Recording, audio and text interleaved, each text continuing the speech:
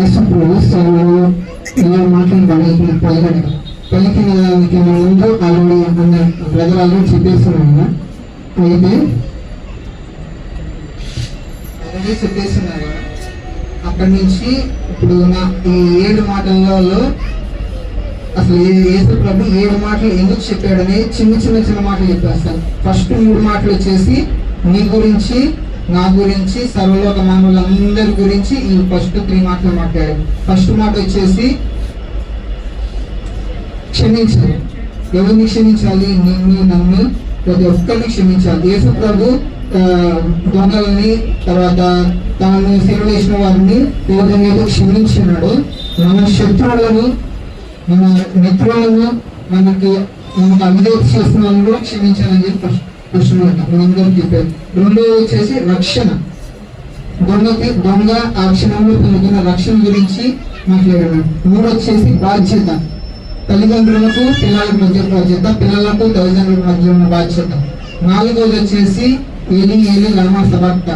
యేసు ప్రభు యొక్క వేదన, బాధ ఏ విధంగా పడ్డాడు అనేది 4 మాటలు చెప్పాడు. ఆల్రెడీ అంత ముందు రోజు గెత్సేమనే తోటలో ఆయన ఏ విధంగా బాధపడ్డాడు, ప్రార్థనలో చెమట రక్త బిందువుగా మారింది అనేది ఆల్రెడీ మనం విన్నాము. అలాగే 5 వచ్చేసి దప్పిక. ఆత్మల కొరకైనా దప్పిక ఆయన. 6 సమాప్తం. ఈ భూమి మీదకి ఎందుకు వచ్చాడు, ఏ పర్మిషన్ మీద వచ్చాడు అనే విషయాలన్నిటి విషయంలో సమాప్తం చేశాడు. 7వ మాట వచ్చేసి తన ఆత్మను దేవునికి అప్పచెప్పుతున్నాడు.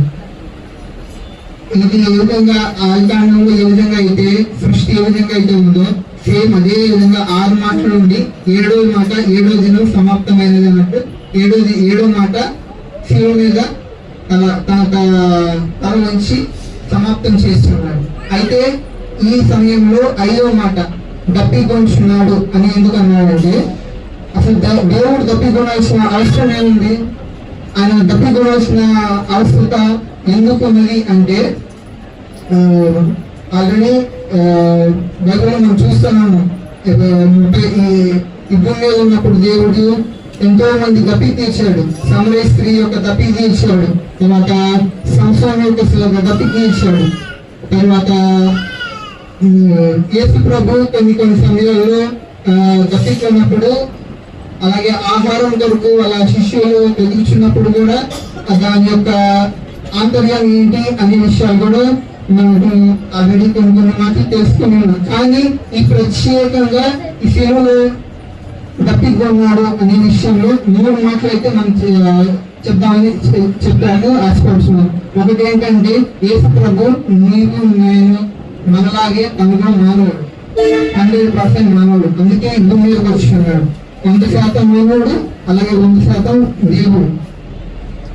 ఇంకొకటి ఏంటంటే, ఆయన సేవకుడు. దేవుడు ఏర్పాటు చేసుకున్న సేవకుడు. అది ఏ విధంగా జరుగుతున్నది అంటే, యెషయా గ్రంథంలో కావచ్చు, ఇర్మీయా గ్రంథంలో కావచ్చు, కొన్ని కీర్తనలు ఉన్నాయి. దావీదు రాసిన 67వ కీర్తన, 22వ కీర్తనలో ఉంది.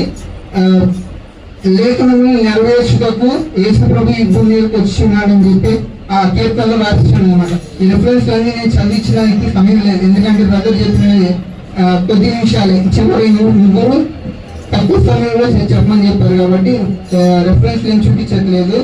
అలాగే చివరి మాట 3వ మాట వచ్చేసి ఆయన ఒక స్నేహితుడు. ఎవరి స్నేహితుడు? నీ స్నేహితుడు, నా స్నేహితుడు. అలాగే ఎవరైతే పాపం చేస్తున్నాడో వారి స్నేహితుడు. మీరు అనొచ్చు, అది ఆయన పరిశుద్ధుడు కదా, మరి పాపంతో ఎందుకు స్నేహం చేస్తున్నాడు అంటే, ఆయన చెప్పిన మాట వైద్యుడు రోగికే కావాలి కానీ ఆరోగ్యవంతుడికి అవసరం లేదని చెప్పినాడు కదా, ఆ విధంగానే చెప్పానమాట. అలాగే యేసు ప్రభు మనకి ఈ విషయంలో మనం నేర్చుకోవాల్సిన విషయాలు ఏంటంటే, మనం కూడా తప్పికొని ఉండాలి. దేవుడు ఏ విధంగా అయితే తప్పికొన్నాడో ఆ విధంగానే మనం కూడా తప్పికొని ఉండాలని చెప్పి ఉందన్నమాట. అందులో కీర్తనలో దుఃఖి నీతి వాగుల కొరకు ఆశపడుచున్నట్లు, దేవా నా ప్రాణులు నీ కొరకు ఆశపడుచున్నది.